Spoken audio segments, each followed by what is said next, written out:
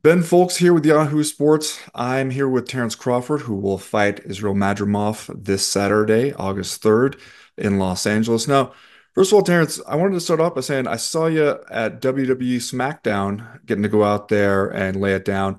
What was that experience like for you? Are you a big wrestling fan?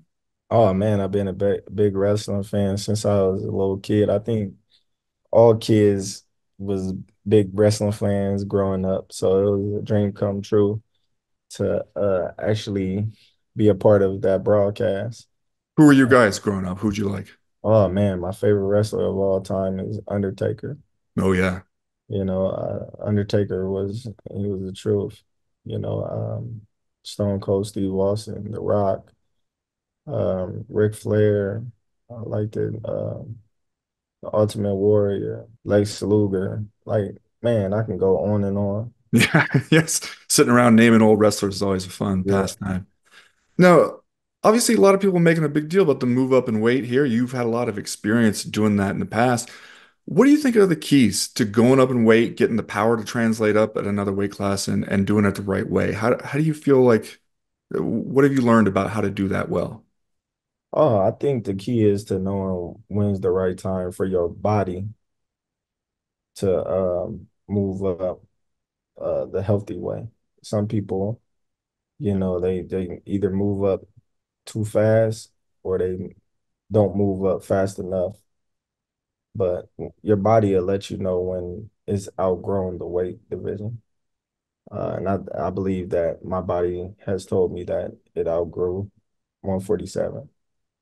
Um, I feel good at this weight so far. I haven't performed yet, but I believe that come Saturday, I will be in a good space. Now, we hear a lot from Madrimal's camp about how they think, he's big for the weight class, that he drops down, drops a lot of weight to come down to 154. How much do you expect the weight and size and power and all that to be a factor? I don't know. I don't know. I really can't say because I haven't been in there with them, but I know that given the circumstances that I spar bigger guys that is naturally bigger than me, that I don't have no problem with those guys. I understand that it's sparring, but at the same time, I hold my own. What do you think of Madrigal as a fighter just in general? When you watch him, what do you think of what you see there? I think he's a good fighter. I think he got a lot of talent. I think he got a lot of skills and abilities uh, that a lot of people that wouldn't know boxing would miss. But that's for us to see and them to find out. Uh, he's a good fighter. He's more than what people is looking at him to be. Yeah. Now, I've read that his camp, they were talking about how they've been working with wrestlers to try to deal with you in the clinch, that they felt like that was going to be a key for them. What do you think of that? What do you think of that decision to try to bring in, somebody not traditionally from boxing to help him with that aspect? However they feel is going to help him. It's however they feel is going to help him.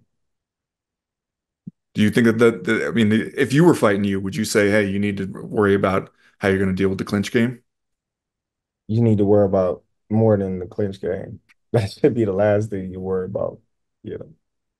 Now, when you're talking about, I know you legacy is really important to you, and going up in weight class to get a fourth title, obviously that's important. What do you see as the biggest part of this fight? Would it mean more to beat Madrimov personally, or would it mean more just because he has the 154-pound belt? What is it, the title that means more? Is it beating this particular guy? Both. You can't get one without the other. He's the champion. He's the guy to beat. So I would say both.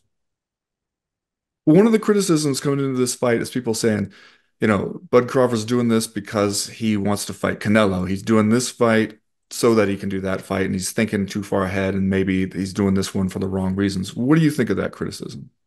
Well, they got their own opinion about the things that they believe that is true, and I can tell you that that's not true. I moved up in weight to fight the best. I didn't move up in weight to scale myself and say, "Oh, I want to fight a 154 pounder and then fight Canelo at 168." That don't even compared to the same. Uh, I moved up in weight because I want to fight the best guy in the division. I feel like Israel is the best guy in the division, so that's why we fighting. Yeah. Now, when you look at this event, obviously big fight card, you got a good undercard, you got Eminem performing, all this kind of stuff that comes with sort of the Riyadh season glitz and glamour. What do you think about the influence that extra Saudi Arabian money has had? Because we've heard, Eddie Hearn will say, hey, some of these fight cards I couldn't put on if it was just me, but when you have that extra money to spend, you can do a whole lot more. What do you think about that influence on boxing? Like, is it sustainable? Is it something that's helping boxing grow as a whole? Well, it's definitely helping boxing grow as a whole, and it's definitely pulling a band-aid off for the sports because, not only is it a great card that's gonna be broadcast this weekend, but it's a lot of great things that's surrounding um, the sport of boxing now that Turkey is involved. Like even the promotion around the fight is different. Even the venues, like the venue that we fighting in right now, is different. So he's stirring up boxing in a way that these promoters that's been doing it for years has been lazy to do. And not only that, he's putting a lot of money into these fight cards as well. Do you think it's something that this is going to be a short-term boost, or do you think that this can be a lasting model for boxing? I think it can last once the people start supporting it. Once the people get behind something, then it was stay staying just like anything else. But we got to get the people to be invested in it at first. And one of the other things that people say about you sometimes is that they wish that you would be a little more active. And yet, I can also see how a guy, when you start boxing when you're a kid, here you're 36 now. It's a long time to be doing anything, long time to be doing one sport. And I could see burnout being a problem for a whole lot of other people. What do you make of, you know, how often a fighter, especially at your level with your accomplishments already, should be out there fighting? And what do you say to people who say you haven't been active enough? Well, I haven't been active because it's a contract reasons. So it's not like I wanted to not be active or I wanted to be, out the ring this long. Um, Things have happened the way they happen, and am I happy with it? No, but could I control it? No. So, we here now. There's no need to cry over spilled milk or cry about why I wasn't in the ring last year or more than once or more than they will they like me to. But we here now, and I'm fighting Saturday, and I'm happy and I'm excited about it. The boxing aficionados already talk about you as, obviously one of the world's best, and that say, this guy's going to go down as one of the best of all time, winning belts across multiple weight classes.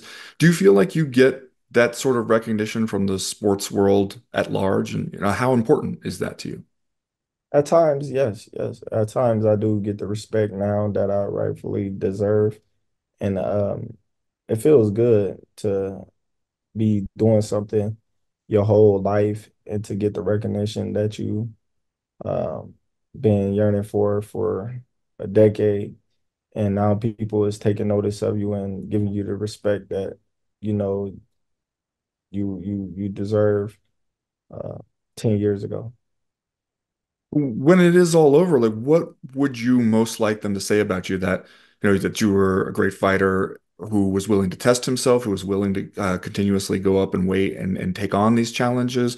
Or would you like them to focus more on like, just the number of titles? Like what's the most important part to you that you want people to focus on when they talk about your legacy? I just want people to focus on the person that I am. Focus on the champion that I am, the type of guy that fought all comers, whether the fans wanted to see it or not. I fought all comers. Um, the father that I am, the human being that I am. inside and outside the ring. And my accolades is going to speak for itself. But lastly, when you look at this fight with Madrimov, what do you see as the key to beating a guy like this? And can you offer a prediction for what you think happens in the fight, and where things go for you after that? I just think me going out there and being myself would secure me the victory, and everything else is, up in the air. And as sort of a prediction for the fight, how do you see it going down? I definitely see myself being victorious this Saturday. Maybe a tough fight, maybe it won't, but we prepare for it all. Great. Well, thanks for taking the time again, Terence. Terence Crawford fights Israil Madrimov this Saturday, August 3rd, live on DAZN. Thanks for the time, Terence. Thanks, appreciate it.